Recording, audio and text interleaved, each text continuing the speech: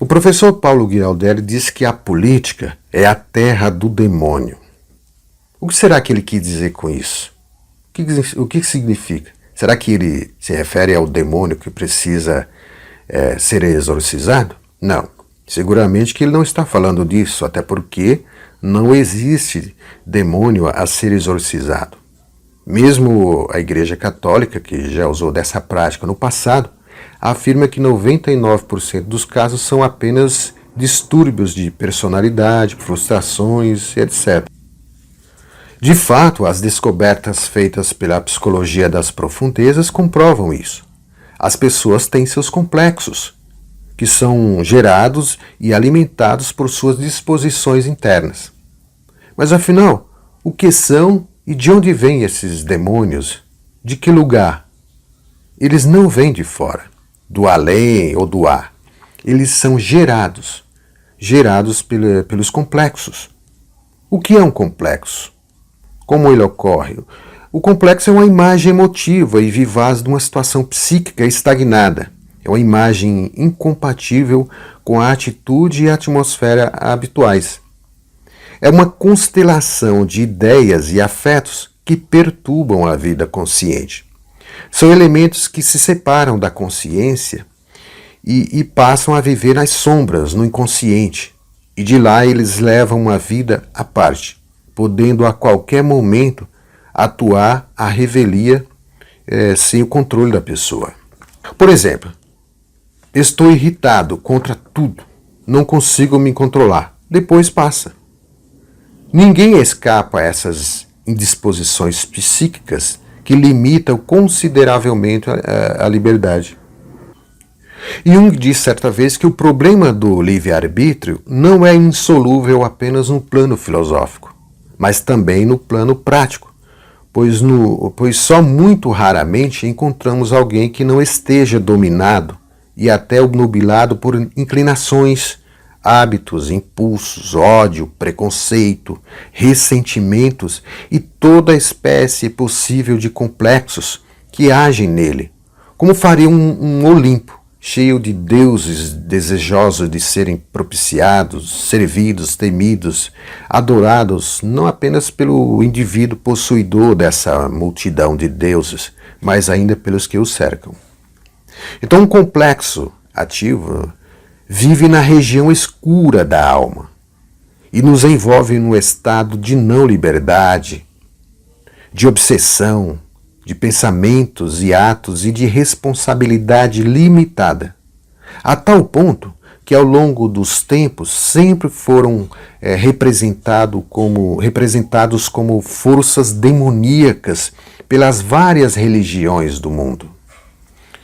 As pessoas carregam seus complexos, são dominadas por um panteão de complexos, por inclinações que elas ainda não aprenderam a reconhecer.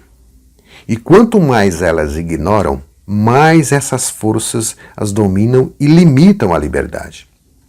Para o filósofo Kant, era preciso realizar o ideal de humanidade, e que para isso os homens precisam ser autônomos, livres.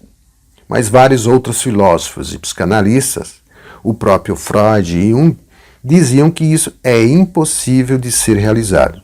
Os homens nunca se tornarão autônomos e livres, exceto para poucos. Por quê? Porque os homens são arrastados por inclinações e por forças que eles ignoram. Nietzsche disse que o homem é sobretudo um animal impulsivo, dominado por forças que escapam ao controle integral e autárquico de sua consciência, e que somente os singulares são livres. Há milhões de anos, essas forças psíquicas são personificadas como deuses, demônios, ídolos, que os homens mesmos criam e passam a adorá-los e ser escravizados por eles. Por isso que o primeiro mandamento do Decálogo é a proibição de criação de ídolos.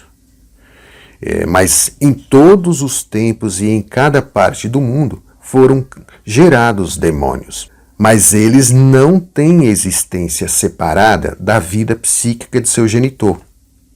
Os demônios são de origem subjetiva e psicológica. Sempre que uma pessoa se encontra no poder de um complexo, isto é, do ódio, do preconceito, ressentimento, neuroses de obsessão, neuroses de medos, hábitos, inclinações, ela não é livre. Porque os complexos, que são esses demônios, diminuem a sua liberdade. E todas as vezes que Cristo curava um possesso, era para lhe restituir a sua liberdade.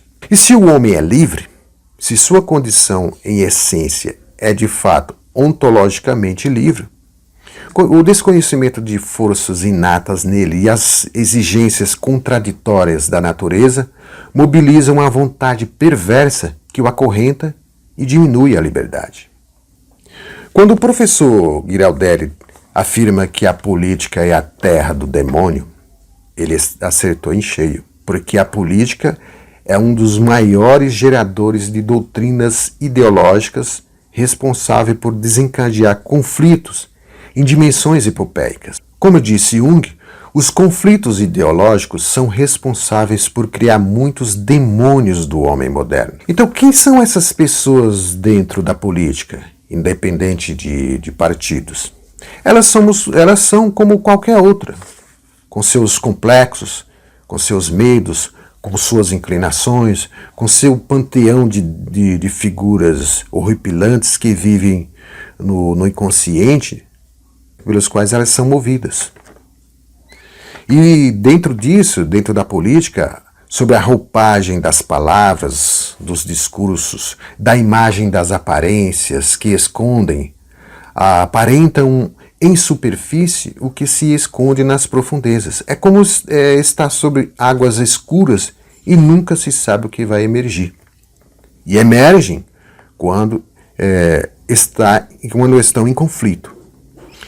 A própria disposição interna da arquitetura do Congresso Nacional tem aspecto de um coliseu, de uma arena, onde é travada ali uma luta, né? É travada ali todo tipo de conflito em torno das ideologias, dos interesses em curso. Então, por que a política é a terra do demônio? Porque os que governam não seguem o evangelho que diz, mas quem governa seja como quem serve. E como podem servir se estes que governam não se governam? Se são governados pelos grilhões das figuras sombrias que obnubilam a alma, como poderiam servir e governar bem? Como ensina Platão, antes de governar, cuida de tua alma.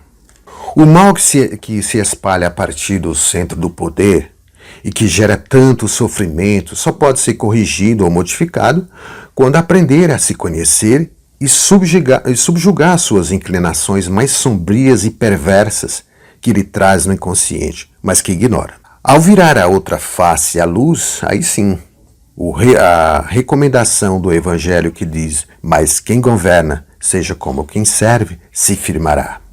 Já não governará pensando só em si, nos seus próprios interesses, nos interesses do seu próprio grupo, partido, classe ou qualquer outra distinção, seja ela qual for. Ao se libertar, surgirá uma nova política, feita pelas vontades libertas, livres, que ao servir, serve como quem se reconhece no outro. Mas essa nova política ainda está por vir.